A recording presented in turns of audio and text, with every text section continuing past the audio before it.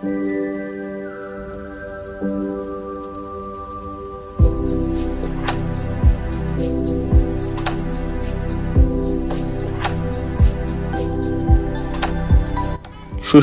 সবাইকে নতুন আরেকটি ভ্রমণ ভিডিওতে। আজ আমার যাত্রা ছিল ঢাকা থেকে বুড়িমারির উদ্দেশ্যে। যদিও কাল সকালে বেশ কিছু কাজ রয়েছে, তাই প্ল্যান ছিল স্লিপার অথবা ভালো মানের কোনো একটি গাড়িতে ভ্রমণ করার জন্য। তাই আমি চলে যাই ঢাকার টেকনিক্যাল বাস স্ট্যান্ডে। ঢাকা থেকে রংপুর হয়ে লালমনিরহাট বুড়িমারির উদ্দেশ্যে যে গাড়িগুলো যাতায়াত করে সবগুলি বাসই টেকনিক্যাল বাস পয়েন্ট থেকে ছেড়ে যায়। তো আমি যখন যাই সেই মুহূর্তে জানতে পারি বেশ কয়েকটি এসি বাসের ট্রিপ আজ অমিট হয়ে গিয়েছে। ঢাকা থেকে রওনা হয়েছে বুড়িমারির উদ্দেশ্যে। আমি আজকে আছি হানিফ এন্টারপ্রাইজের RMT বিজনেস ক্লাস গাড়িতে। গাড়ি এখান থেকে 9:30 ছাড়বে, দেখা যাক কী হয়। নাভিলা ক্লাসিকের 2টি এসি বাস, পিঙ্কির হিনো RN8, বরকতের বিজনেস ক্লাস বাস, এই সবগুলি বাসেরই ট্রিপ আজ অমিট হয়েছিল। চলাচল করছিল হানিফের হিনো RM2।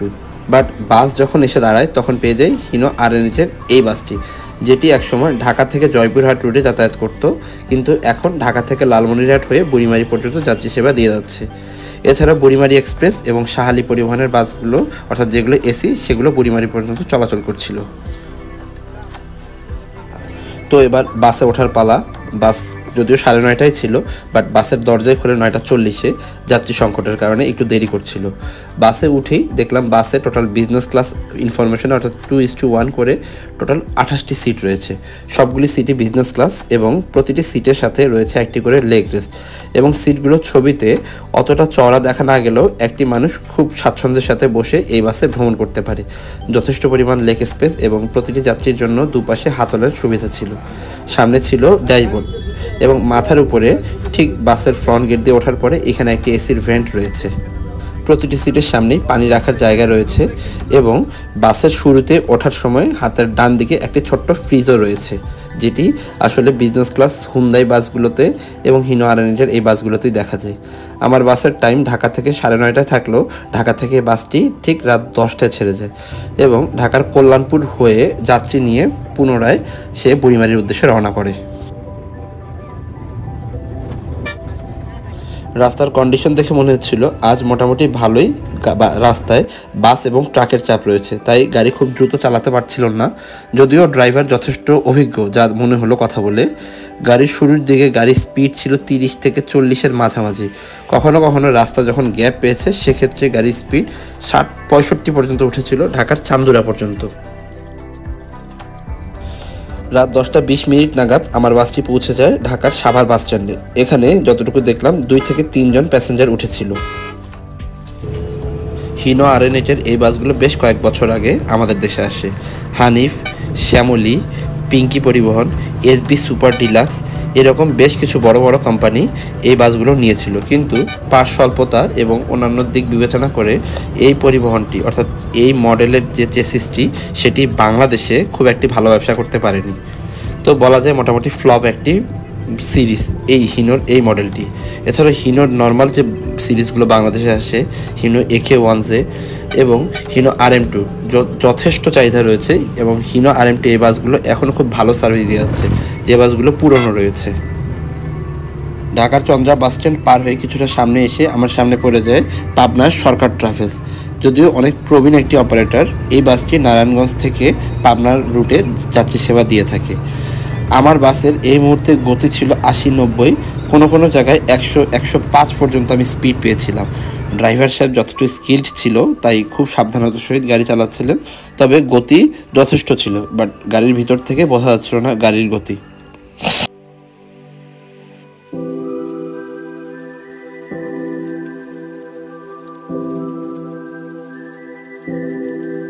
সরকার ট্রাভেলসকে ওভারটেক করে প্রায় 20 মিনিটের মতো সামনে আসার পরে আবারও সামনে এসে পড়ে পাবনার আরেক পুরনো অপারেটর, অর্থাৎ শাহজাদপুর ট্রাভেলস। শাহজাদপুর ট্রাভেলসের বহরে একটি স্ক্যানিয়া বাস রয়েছে, যেটি ঢাকা থেকে পাবনা রুটে যাত্রী সেবা দিয়ে থাকে। এই বাসটি আমার সামনে চলে আসে এবং রাস্তায় প্রচুর পরিমাণ কুয়াশা থাকার কারণে সামনের ভিডিওগুলো অতটা ক্লিয়ার বোঝা যাচ্ছিল না। বাংলাদেশে যতগুলো স্ক্যানিয়া বাস রয়েছে তার মধ্যে সবচেয়ে বেশি রয়েছে সোহাগ পরিবহনের ব্যানারে। এরপরে রয়েছে উত্তরের নামকরা অপারেটর নাবিল পরিবহন। এছাড়াও রাজশাহীর ন্যাশনাল ট্রাভেলসের বহরে বেশ কয়েক ইউনিট স্ক্যানিয়া K360 এবং K410 মডেলের বাস রয়েছে। এছাড়া শাহজাদপুর ট্রাভেলসের বহরে K360 মডেলের একটি স্ক্যানিয়া বাস রয়েছে, যে বাসটি ইকোনমি ফরমেশনে রয়েছে। শুধুমাত্র সোহাগ পরিবহনের ঢাকা সাতক্ষীরা রোডে যে বাসগুলো চলে সেগুলো ইকোনমি ক্লাস ফরমেশনে। কথা বলতে বলতে সামনে চলে আসে কুষ্টিয়ার আরেক অপারেটর জেআর পরিবহন। যদিও এর মধ্যেই স্ক্যানিয়া এবং আমরা অর্থাৎ হিনো হারানিট দুইটি বাসই সেই বাসটিকে ওভারটেক করে সামনের দিকে এগিয়ে যাচ্ছিল। আমাদের গাড়ির গতি মোটামুটি 100-র উপরেই ছিল এবং সামনের যে স্ক্যানিয়া বাসটি ছিল তারও গতি মনে হয় মোটামুটি 100-র উপরেই।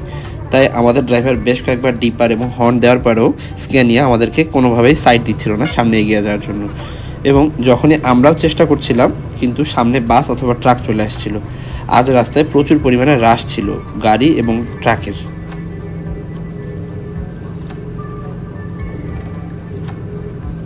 এর মাঝেই হঠাৎ করে আমাদের ড্রাইভার বাসের গতি আরও একটু বাড়িয়ে দেয়, কারণ স্ক্যানিয়াও মোটামুটি সামনের দিকে হয়তো ফাঁকা পেয়ে যায়, তাই সে ভালোই জোরে টানছিল। আমরা তার পিছু নিয়ে সামনে এগোতে থাকি। প্রায় 20 থেকে 25 মিনিট এরকমই চলে। এর মধ্যে আমি একটু রেস্ট নিতে ঘুমিয়ে যাই। এরপর চোখ খুলে সুপারভাইজারের ডাকে ওভি হাইওয়ে ভিলাতে।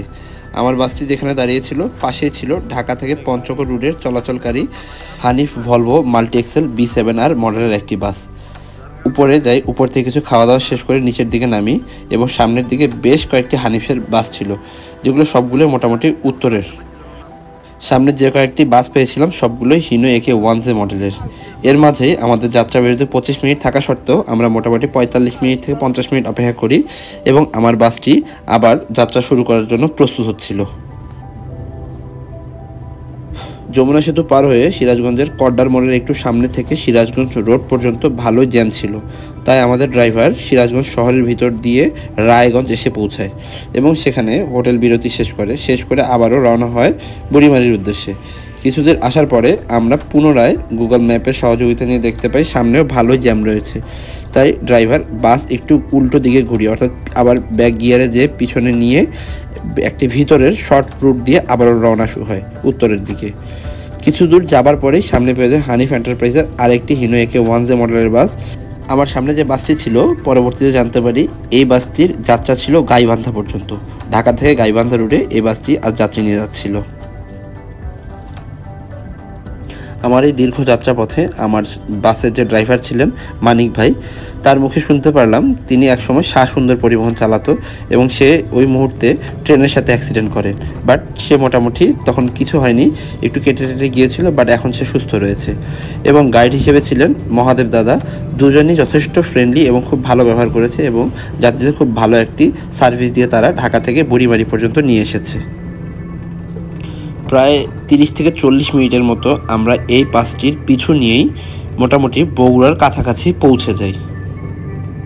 যমুনা ব্রিজ পার হওয়ার পরে মোটামুটি ভালো কুয়াশা ছিল এবং রাস্তা সংকীর্ণ হওয়ায় আমাদের ড্রাইভারও খুব জোরে এগিয়ে যেয়ে এই বাসটিকে ওভারটেক না করে এর পিছু নিয়ে আস্তে ধীরে যাচ্ছিলেন। বাসের ভিতরে ইঞ্জিনের নয়েজ কীরকম ছিল চলুন একটু শুনে আসি।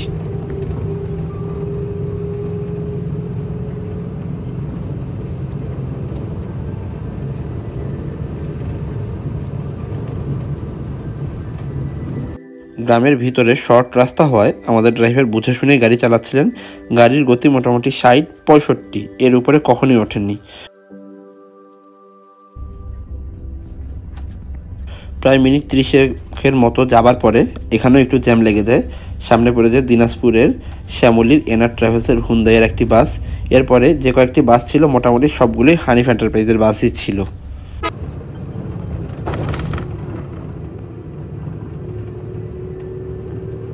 জ্যাম কাটিয়ে সামনে এসে আবারও আমাদের সামনে থাকা গাইবান্ধার হানিফের যে বাসটি ছিল সেই বাসটির পিছু নিয়ে আবারও আমরা সামনের দিকে এগোতে থাকি।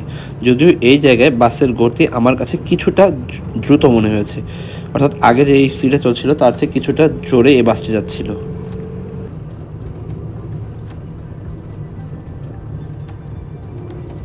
সামনে থাকা গাইবান্ধার হানিফের বাসটির পিছু নিয়ে আমরা মোটামুটি চলে আসি গাইবান্ধার কাছাকাছি এবং জ্যাম একটু এই দিকে কমই বলা যায়। এরপর একটু ঘুমাই, তো ঘুম ভাঙে ড্রাইভার সাহেবের ডাকে চোখ খুলে নেমে দেখি এসে পৌঁছে গেছি রংপুর মডার্ন মোড়ে। সেই সময় ঘড়ির কাঁটা ছিল ভোর 5টা 40 মিনিট। আবারও বাসে উঠি, কারণ বাইরে প্রচুর পরিমাণে শীত এবং অনেক বেশি কুয়াশা ছিল। টেম্পারেচার চেক করে দেখলাম মোটামুটি 9-এর কাছাকাছি। আমার সামনে ছিল একটি ঢাকা থেকে ছেড়ে আসা বুড়িমারির উদ্দেশ্যে যাত্রা করা পিঙ্কি পরিবহন এবং আরেকটি নারায়ণগঞ্জের কাঁচপুর থেকে ছেড়ে আসা পিঙ্কি পরিবহন। নামাজের বিরতি শেষে সকাল 6:10 নাগাদ আমার বাসটি আবারও বুড়িমারির উদ্দেশ্যে রওনা হয়। রংপুর শহরের মোটামুটি লাইটিংগুলো ভালোই ছিল, কিন্তু রাস্তায় এত পরিমাণে কুয়াশা ছিল যে সামনের কোনো কিছু খুব ক্লিয়ারলি দেখা যাচ্ছিল না। সামনে প্রথমে ভেবেছিলাম বুড়িমারি এক্সপ্রেসের বাস, এই বাসটি ব্যাকলাইট দিতে দিতে এগিয়ে যাচ্ছিল, কিন্তু কাছাকাছি যেয়ে দেখি এই বাসের লোগো বুড়িমারি এক্সপ্রেসের মতো, কিন্তু সামনে যে দেখতে পারি সেটি আসলে বুড়িমারি এক্সপ্রেস নয়, তার লোগোর মধ্যে লেখা ছিল ME, যদিও বুড়িমারি এক্সপ্রেসের লোগোটা অনেকটাই এই রকম দেখতে।